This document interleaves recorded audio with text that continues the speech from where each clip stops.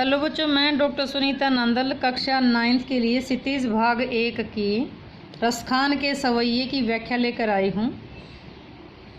पहले सवैये की व्याख्या हम पहले कर चुके हैं। दूसरा सवैया देखिएगा।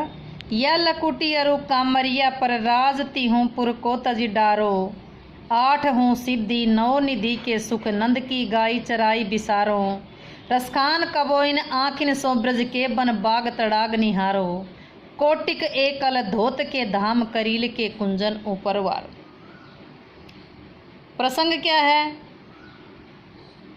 ये जो सवैया है, प्रस्तुत सवैया हमारी हिंदी की पाठ्य पुस्तक क्षितिज भाग 1 में सवैये से लिया गया है, जिसके कवि रसखान जी हैं।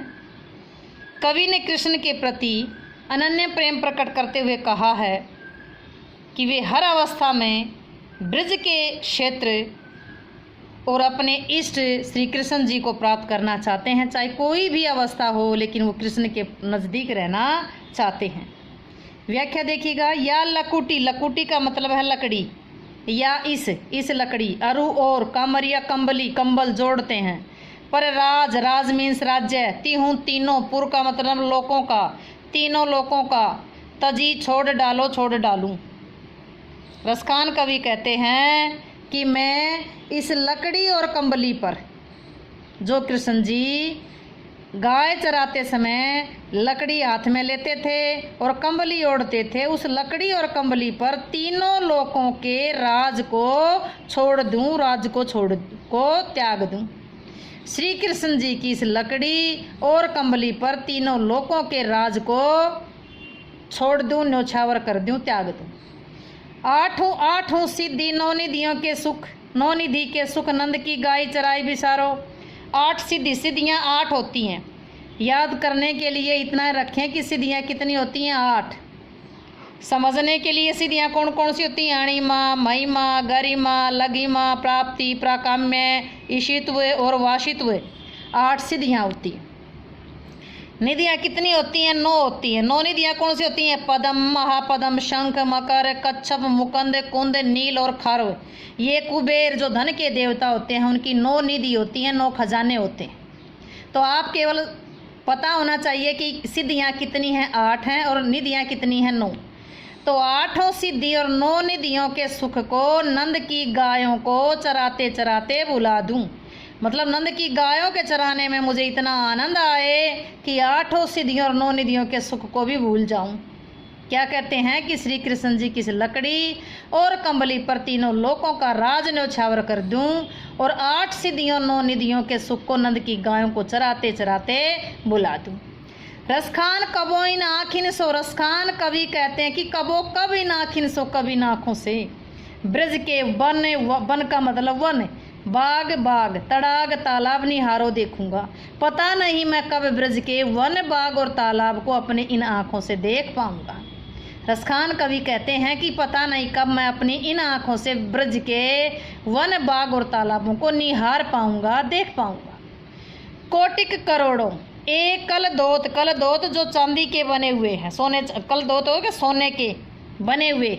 धाम का मतलब जो जगह है, जो सोने चांदी के जो भवन बने हुए हैं।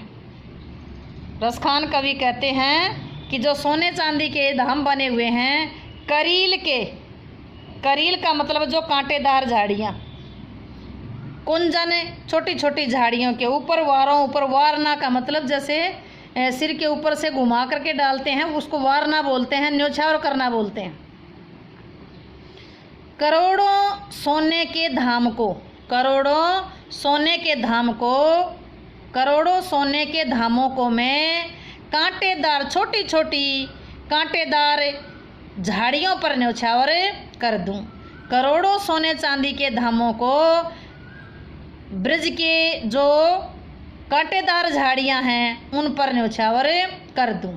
अर्थात कहने का मतलब ये है कि चाहे किसी भी रूप में हो, मैं ब्रज के में रहूं, ब्रज के आसपास रहूं, कृष्ण के नज़दीक रहूं। एक बार फिर सुनिएगा।